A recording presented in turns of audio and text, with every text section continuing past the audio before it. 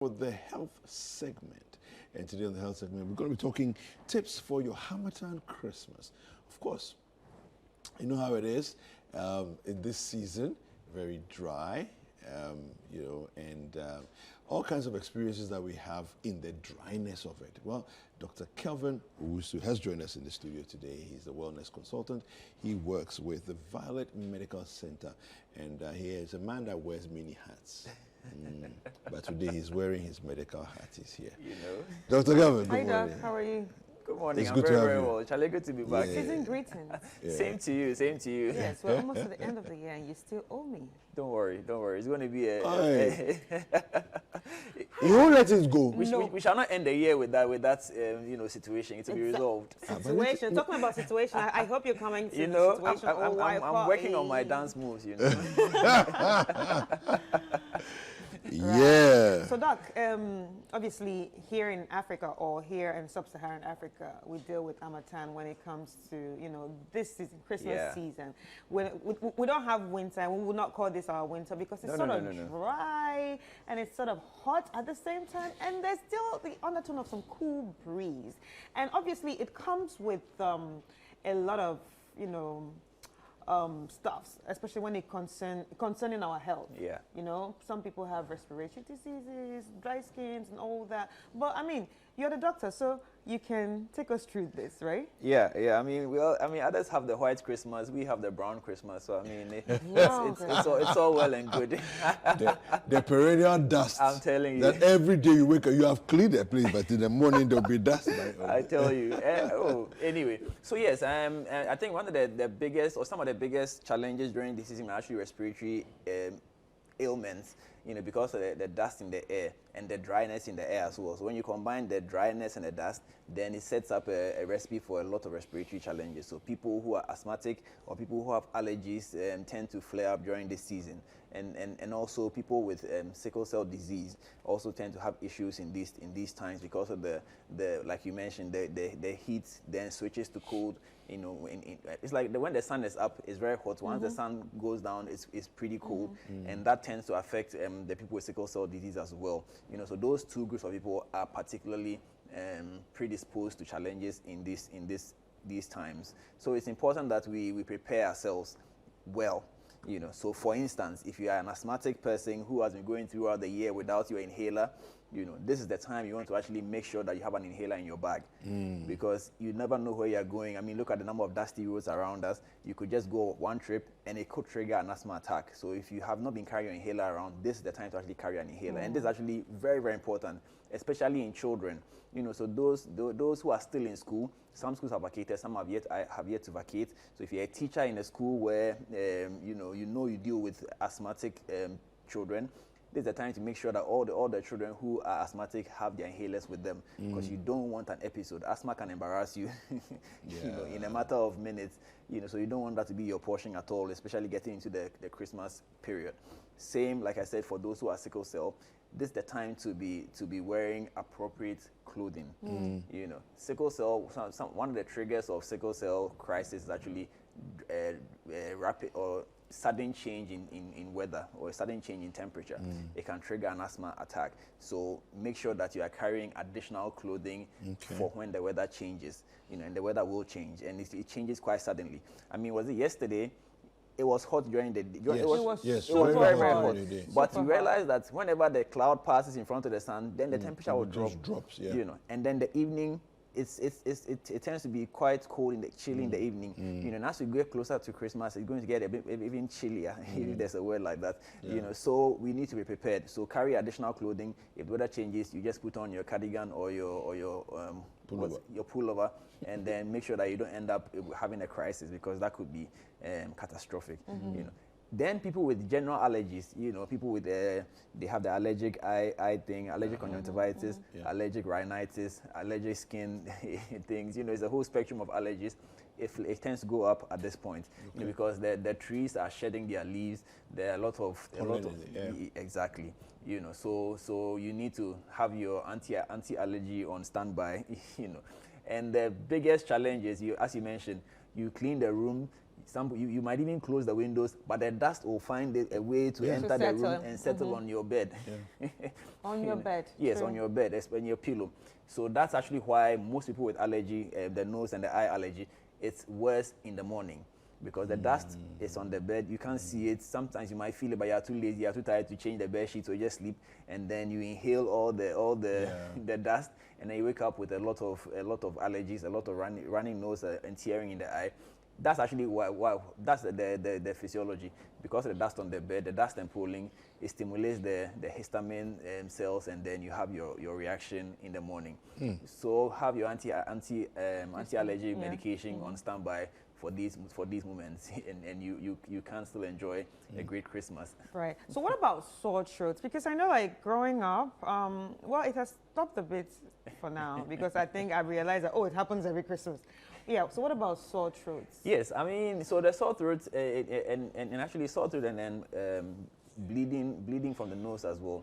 It kind of bleeding. Yes. It also happens during the harmattan because of the dryness in the weather. So you are taking a lot of dry air, and your nose is not able to adjust well enough. So, and then because of the irritation from the dust, you tend to be sneezing a lot. You are rubbing the nose a bit, and especially the children, they are putting their fingers in their nose trying to remove a bugger here, a bugger there. They end up scratching a blood vessel, and then there's bleeding. Or sometimes the bleeding just happens spontaneously because the air is so dry. Same with the sore throat. Because of the dry air, it can sometimes irritate the throat. But because the weather tends to drop, the temperature tends to drop a bit, a lot of the viral infections tend to go up when the temperature goes down. So because of that, the weather enables the spread of viral infection. So that's where the sore throat is coming from, And then also the children are coming home with their infections. So they are bringing them home, and they are sharing with their from their school term. Coming on vacation, they are coming with their things. Exactly, they are coming with their things, and that can aggravate the situation. Yeah. So sore throat, bleeding nose, very, very common at this point as well. Wow. All right, so, I mean, generally speaking, what are some of the things that people need to pay attention to? I mean, of course, you've mentioned warm clothing and all those things, but something like the dust, for example, on the bed, would it be just a matter of changing bed sheets regularly, or making sure you dust off your bed, or close the window? No, it doesn't make a difference. Close the window doesn't really make a difference. If you ever try, it doesn't make a difference.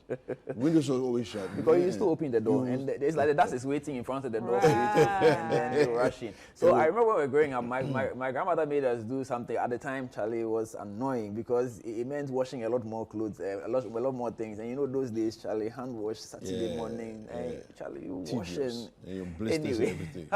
So you lay your bed, and then you put a cloth over the bed, over the bed, and then you take off that cloth, fold it away. So that's what I was going to ask about. So maybe one of the easiest ways to deal with this is to actually have a cloth that you use to cover your bed daily. Then when you are coming to sleep, you take that one off, maybe go and shake it outside or something, and then come and sleep. Then, because you use it again in the morning. But you see, realistically, it's really still, it will reduce the amount of dust, but it won't take it away completely. No. Because there's still dust in the, a lot of dust in the air. It's just held in the air. Yes, there's a lot of dust in the air. So, I mean, you are a photographer. You take a picture in the night, you can actually see the particles. More particles in the air now than you'd have seen previously.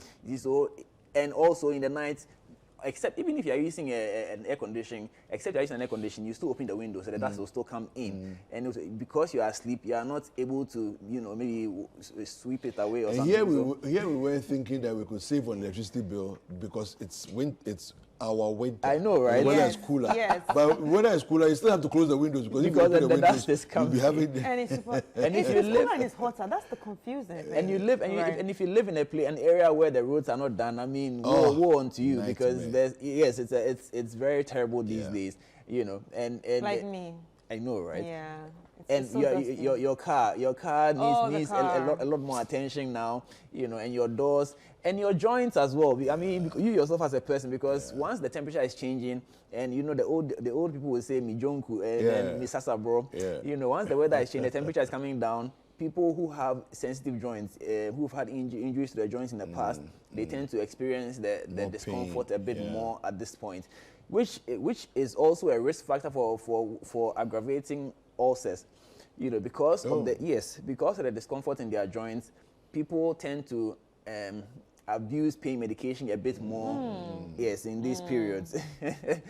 And a lot of the pain medication we have on our market have NSAIDs included.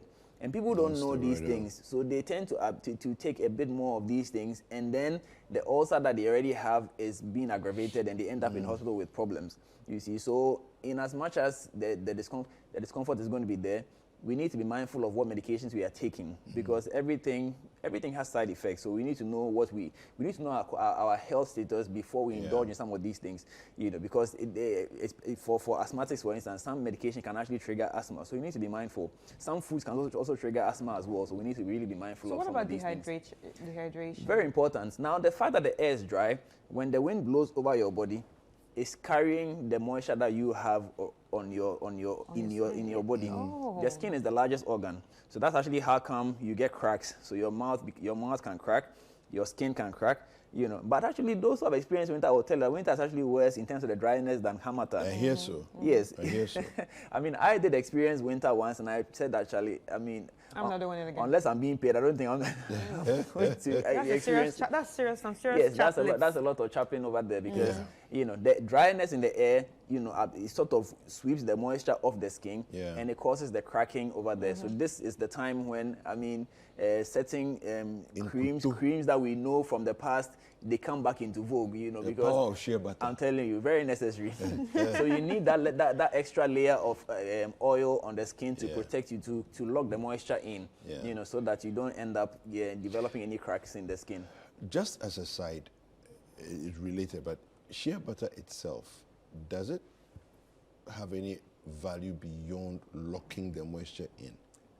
Well, I mean, that's an interesting question. The shea butter, if we are using it on the skin, I mean, it does have some natural, it depends on how refined it is, because some people would use very refined shea butter in their finished products, but some also go for the pure shea butter. So depending on which one you are using, the benefits would vary, because the pure shea butter has certain natural ingredients or natural components that add extra benefit to your skin, But having said that, because of the oil component, it helps lock the moisture in, so you don't lose it. You don't lose a lot of moisture as compared to somebody who is not using those kind of viscous creams on their skin.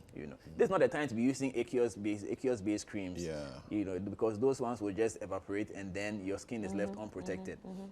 And then the ladies as well, with the face treatment, it's also possible that you might get a bit more breakouts now if you don't manage it well. You see, because when you're applying the oil on the face, for instance, it's locking in some of the bacteria as well. Yes. So while you're locking it in, at least at night, take it off. Exactly. So you need to, and also because there's a lot more dust now, if you keep touching your face more, you're going to infect yourself more. So especially in this one applies to the guys as well. When you shave, don't touch your face, because whatever you do, your hands are dusty. You're going to push the dust into the pores, which will end you up with razor bumps. So it's kind of one of those things where we've lived in harmattan for all this while, but there's still a lot that many of us don't know, and so we end up having problems after problems. So harmattan is an interesting experience. It's actually specifically a West African experience. Yes. Because the rest of Africa doesn't experience harmattan. It's very interesting. Anyway, well, Dr. Calvin, thank you for that. How do people get in touch with you?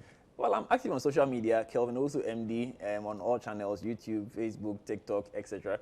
And then you can also check out our clinic page as well, Wireless Medical. But let me be quick to add. So I have this gentleman, Mr. Edward Lamte. He celebrated his birthday on, just 2 days ago. Okay. He's my boss at the office. If I don't shout out to him, Yeah. he won't buy me. Christmas bonus. He won't buy me fresh bread. So I have to. So happy birthday, Edward. That's what. Happy birthday to you. Happy All right, birthday, so Edward. you guys need to check out Dr. Kelvin's social media as well, because he does a lot of physical training and exercise and things like that. And God willing, early next year, we're going to be talking about fitness and staying healthy in 2024. Okay, so you will come back and walk us through, you know, the setups, the press ups, the various things, you know, and then we'll do some demonstrations on set as well, you know, and then we'll see how it is. Pressure. Yeah, you know. So, Dr. Kelvin, thank you very much. Thank you very much for Thank you having so me. much, Dad. Thank All you right, so much, okay. Dad. Merry Christmas to you. Merry Thank you. Christmas.